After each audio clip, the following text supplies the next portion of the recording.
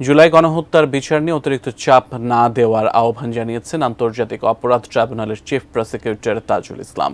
একই সঙ্গে দ্রুতই গণহত্যায় শেখ হাসিনা সহ বেশ কয়েকজনের বিরুদ্ধে তদন্ত প্রতিবেদন জমা দেওয়ার কথা জানিয়েছেন তিনি।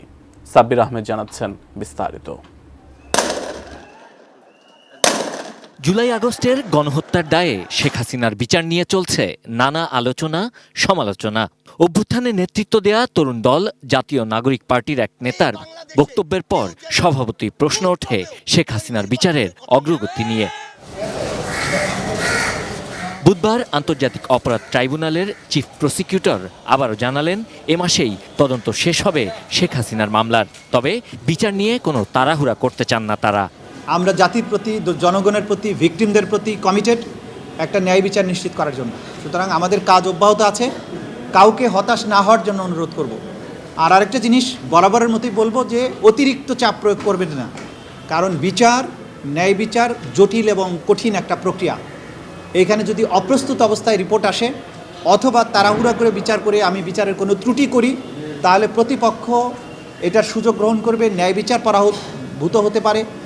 ভিশনের ফুলঝুরি মেগা অফারে ফ্রিজ কিনলেই পাচ্ছেন 16 পিসের আকর্ষণীয় গিফট বক্স একদম ফ্রি। আমাদের সব কিছু দেখতে হয়।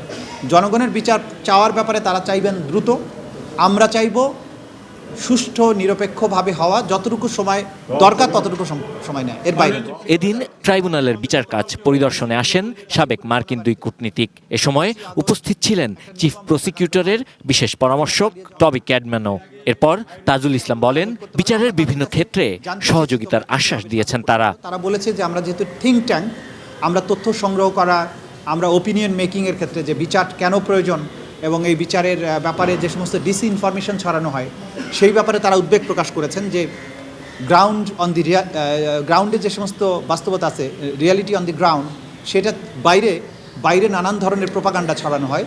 তারা যেহেতু এগুলো নিয়ে দীর্ঘ অভিজ্ঞতা আছে তাদের কাজ করার, সুতরাং তারা বলেছেন এই বিষয়গুলোর ব্যাপারেও তারা আমাদেরকে সাহায্য করতে পারেন। এদিকে গাজীপুরে হৃদয় হত্যার ঘটনায় কোনাবাড়ী থানার সাবেক ওসি KM আশরাফুদ্দিন, কনস্টেবল আকরাম হোসেন সহ পুলিশের সাবেক 5 কর্মকর্তাকে ট্রাইব্যুনালে হাজির করা হয়। 15 জুন এ মামলার তদন্ত প্রতিবেদন দাখিলের নির্দেশ দিয়েছেন ট্রাইব্যুনাল। সেই সাথে হৃদয়কে অস্ত্র ঠেকিয়ে গুলি করা কনস্টেবল আকরাম হোসেনকে 11 মার্চ জিজ্ঞাসাবাদের অনুমতি দেন আন্তর্জাতিক অপরাধ tribunal. Sabir Ahmed, ATN news, Dhaka.